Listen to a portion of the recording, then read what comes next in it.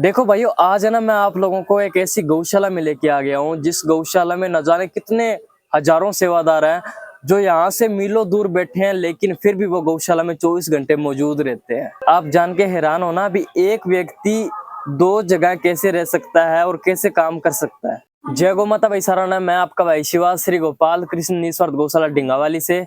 और अभी मैं खड़ा हूँ ढिंगावाली की गौशाला में, जो पंजाब में अबोर शहर के पास एक गांव है ढिंगावाली, जो इस गौशाला के नाम से ही मशहूर है। और आज मैं आप लोगों को ऐसे ऐसे सेवादारों से मिलवाना चाहता हूं, तो चलते हैं उन सेवादारों के पास। वो मीलों दूर रहकर भी अपनी गौशाला में सेवाएं कैसे दे रहे हैं, किस तरह से वो गौशाला में काम कर रहे हैं, उनसे मिलवाता हूं। तो भाइयों, शुरुआत हम यहीं से करते हैं। मैं अभी खड़ा हूं हरा चारा काटने वाला जो स्थान है हमारी गौशाला का, वहां पर हमें जो एक सेवादार मिले हैं वो है अमित जी बिश्नोई, जो कि हरिपुरा के रहने वाले हैं। उन्होंने गौशाला में एक हरा चारा काटने के लिए टोका भेंट किया था, चाइनीज टोका, ये देख सकते हैं आप।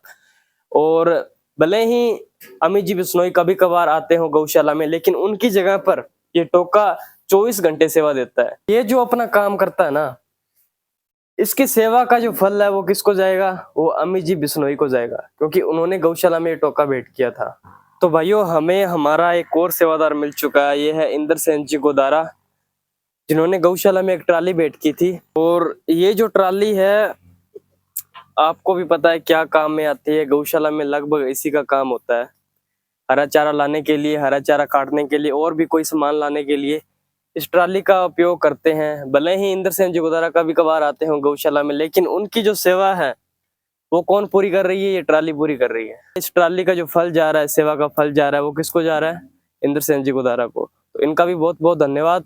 तो भाई, हमारे अगले सेवादार हैं सुमेश कुमार जी गेदर, सीआईएसएफ के जवान हैं। इन्होंने गौशाला में एक अल्टरनेटर भेंट किया था, डीसी जनरेटर गौशाला में दान में दिया था। और आप लोग जानते ही होंगे, इन्होंने 12 सैलरी गौशाला में दान में दी है। और ये यहाँ से मीलों दूर बैठे हैं। अभी इनकी जो ड्यूटी है वो जम्मू कश्मीर में है। जम्मू कश्मीर में देश की सेवा भी कर रहे हैं, लेकिन उसके साथ साथ गौशाला में भी अपनी सेवाएं बिल्कुल बेखूबी तरीके से निभा रहे हैं। ये जब भी हमें जरूरत पड़ती है, गौशाला में लाइट की कमी महसूस होती है, तो अपना काम ये जनरेटर की सहायता से करते हैं।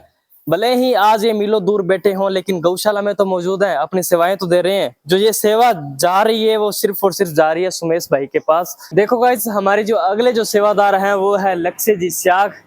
ये जो आप पीछे कूलर देख रहे हो, 3 एसी कूलर गौशाला में इन्होंने दान में दिए थे। ये इमरजेंसी वार्ड है। इमरजेंसी वार्ड में जो बेसहारा गोवंश है, कमजोर गोवंश है, उनके लिए इन्होंने कूलर लगा के दिए थे। भले ही आज वो गौशाला में ना आते हों, मगर वो आते हैं 24 घंटे में से अगर वो 2 घंटे भी गौशाला में देखे जाते हैं, फिर भी ये 24 घंटे गौशाला में मौजूद रहते हैं। 24 घंटे अपनी सेवाएं गौशाला में लगातार गोवंश को देते रहते हैं।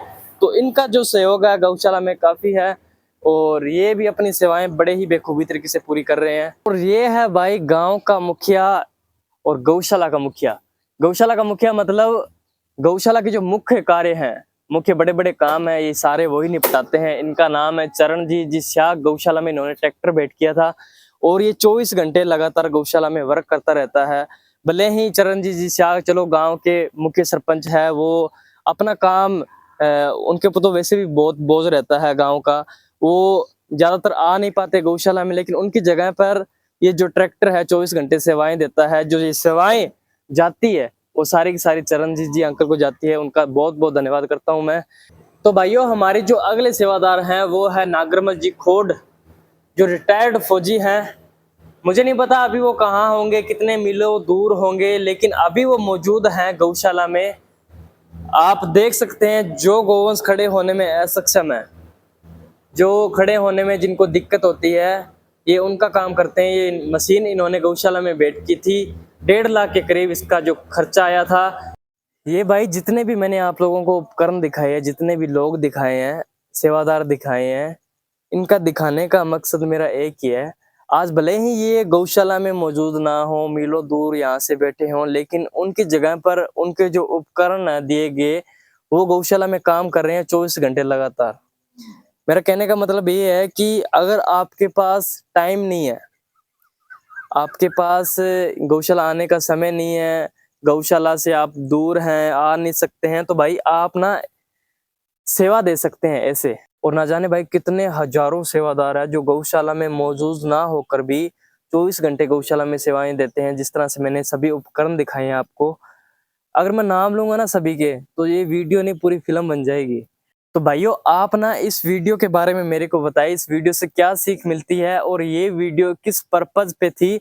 और एक बात और, अगर भाई आपके पास टाइम नहीं है ना, गौशाला आने का टाइम नहीं है, आप गौशाला से अधिक दूर हो, मीलों दूर हो, गौशाला में रोज आ जा नहीं सकते, तो आप ना ऐसे छोटे छोटे उपकरण गौशाला में बैठ कर सकते हो, जो आपका काम ये करेंगे। ये उपकरण जितने भी मैंने आपको पीछे उपकरण दिखाए हैं, ये भले ही वो आज गौशाला में ना आते हों, लेकिन उनकी जगह पर वो उपकरण गौशाला में रेगुलर 24 घंटे काम कर रहे हैं। और उनकी जो सेवा है, अगर वो उपकरण काम कर रहे हैं ना, उनकी जो सेवा है वो सारी की सारी उन दानी सज्जनों के ऊपर जा रही है, जो दानी सज्जनों ने गौशाला में जो उपकरण भेंट किए हैं।